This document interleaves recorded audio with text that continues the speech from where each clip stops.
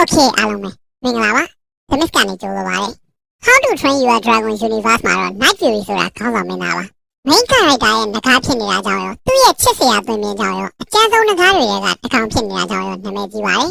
ဒီဗီဒီယိုမှာတော့ Night Fury ရဲ့တဘာဝနဲ့မျိုးပွားပုံဘာညာကိုပြောပြမှာပါဇက်ကောင်ဖန်တီးသူတွေကဘလို့စိတ်ကူးစိတ်တန်းတွေရပြီး 2+ ကိုဖန်တီးခဲ့လဲဆိုတာကိုလည်း sharing လုပ်ပေးသွားမှာဖြစ်ပါတယ်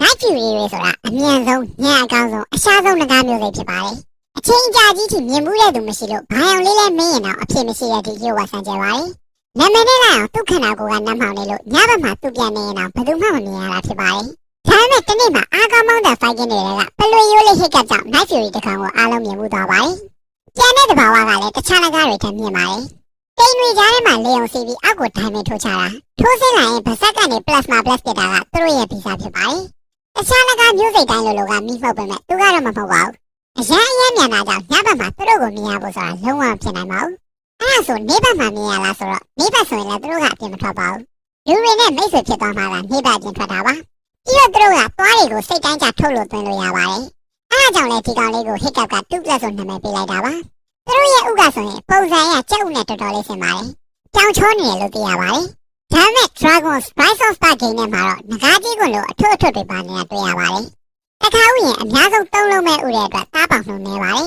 ။အဲဒါကြောင့်ရှားပါမျိုးလေးဖြစ်နေတာပါ။ Grimmer က Night Fury တွေကိုလိုက်တက်တဲ့အခါမှာတော့မျိုးတုံးလူနီပါတီဖြစ်သွားရပါတယ်။ 2+ ကိုဦးတည်ပြီးပြောရရင်အရွယ်အစားကအလဲလက်ဖက်မှုငကားပင်ရဆိုတဲ့အနေအထားမှာမြင်ရတော့နည်းနည်းသိငယ်ပါတယ်။ Bewilder Beast တွေဆိုရေခဲမှုတ်တာရဲ့ငကားတွေကိုညှို့နိုင်တဲ့ ability တွေကိုဖယ်လိုက်မယ်ဆိုရင်တော့သူတို့ရဲ့ပုံမှန်သွင်းမြင်တွေကဩဇာညောင်းနေရုပ်ပေါက်ပါတယ်။အထူးသဖြင့်အဖြူရောင် Bewilder Beast ကတော်တော်ခံရပါတယ်။ပြီးတော့ရေခဲမှုတ်တယ်ဆိုတာကလည်းမီးမှုတ်တဲ့ငကားတွေအတွက်ပြည့်စုံတဲ့ counter ability ဖြစ်ပါတယ်။ငကားတွေအကုန်လုံးကိုတစ်ချိန်တည်းမှာညှို့ထားနိုင်သေးတာမို့ Bewilder Beast တွေက alpha မျိုးစိတ်စစ်စစ်လို့ကျွန်တော်ကထင်ပါတယ်။သုံးသက်ကြည့်လိုက်ရင်အဖြူရောင် Bewilder Beast ကိုအနိုင်ယူထားလို့ပန်းနေတဲ့ Drago ရဲ့ Bewilder Beast ကိုတော့ 2+ ကအနိုင်ယူနိုင်မှာမရှိပါဘူး။နိုင်သွားတော့လေသူတကောင်နဲ့ Bewilder Beast ကိုအနိုင်ယူနိုင်မှာရှိလို့မဟုတ်ပါဘူး။အကုန်ဝိုင်းစော်ပေးလို့ပါ။ပြောရရင် 2+ က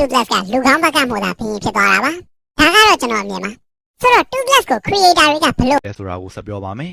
How to Train Your Dragon ဇာတ်လမ်းကိုဖန်တီးတဲ့ artist တယောက်ကသူ့ကွန်ပျူတာမှာပန်တာပုံကို wallpaper ထားပါတယ်အဲ့ဒီ wallpaper ကိုထိုင်ကြည့်နေရင်နဲ့ချက်စရာကောင်းတဲ့အမဲရောင်ငကားလေးကို idea ရသွားတာပါ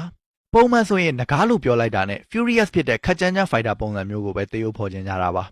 ဒါပေမဲ့ပန်တာကိုအကြောင်းပြုပြီးချက်စရာကောင်းတဲ့ Night Fury ရဲ့လို့ထွက်လာပါတယ်ဒါအပြင်နောက်ထပ် artist တယောက်ရဲ့အကြောင်းကိုကြည့်ပြီး creator တွေကကြောင်မျက်လုံးလိုစိမ့်ဝါရမျက်လုံးတွေထည့်ဆွဲခဲ့ပါတယ်တောင်ပန်တွေကတော့အားလုံးသတိထားမိသလိုပဲလင်းတို့တွေကိုတူပါထားတာဖြစ်ပါတယ်ပြီးတော့ Night Fury ရဲ့လှုပ်ရှားမှုတွေအပြုအမူတွေကိုတခြား trace ဆန်ပေါင်းများစွာစီကနေ inspire ယူထားပါတယ်ကြောင်လိုခုံပေါက်တတ်တာတွေခွေးလိုရှာနဲ့ရက်တတ်တာတွေအပြင်ပြန်တမ်းမုံကတိတ်ငှက်လိုမျိုးအမဲလိုက်ငှက်တွေကို inspire ယူထားတာဖြစ်ပါတယ်တခြားခန္ဓာကိုယ်အစိတ်အပိုင်းတွေလှုပ်ရှားမှုတွေအဆိုရင်လည်းမြင်းဝက်ဝံပန်တာစက်သင်းနက်တွေကိုပေါင်းစပ်ထားတာပါဒီဇက်ကောင်ကိုဖန်တီးသူတွေက Night Fury ဟာငကားတွေအားလုံးထဲမှာနိုးတိုက်တရဝအဆန်ဆုံးဖြစ်ရမယ်လို့ရှင်းမှန်းထားကြပါတယ်တကယ်လဲသူတို့ပုံဖော်သလိုကွက်တီဖြစ်ပါတယ်အနက်ရောင်ပြောင်ချောချောဖြစ်ပုံဖော်ရတာကသူတို့အတွက်တော်တော်ခက်ခဲတယ်လို့သိရပါတယ်အနက်တီးတန်းဆိုတော့လှုပ်ရှားမှုတွေခန္ဓာကိုယ်အစိတ်ပိုင်းတွေကိုတည်တည်တက်တက်နဲ့သဘာဝကျအောင်လုပ်ရမှာတခြားရောင်စုံတွေထက်ပိုခက်ခဲပါတယ်ဒါပေမဲ့အယောင်ပြောင်းလိုက်ဖို့နည်းနည်းတောင်စိတ်မကူကြပဲအချိန်ကုန်ခံဖန်တီးခဲ့ကြပါတယ်စေနာပြည့်နဲ့ကျွန်တော်တို့လက်ထဲထည့်ပေးလို့ကျေးဇူးတင်ပါတယ်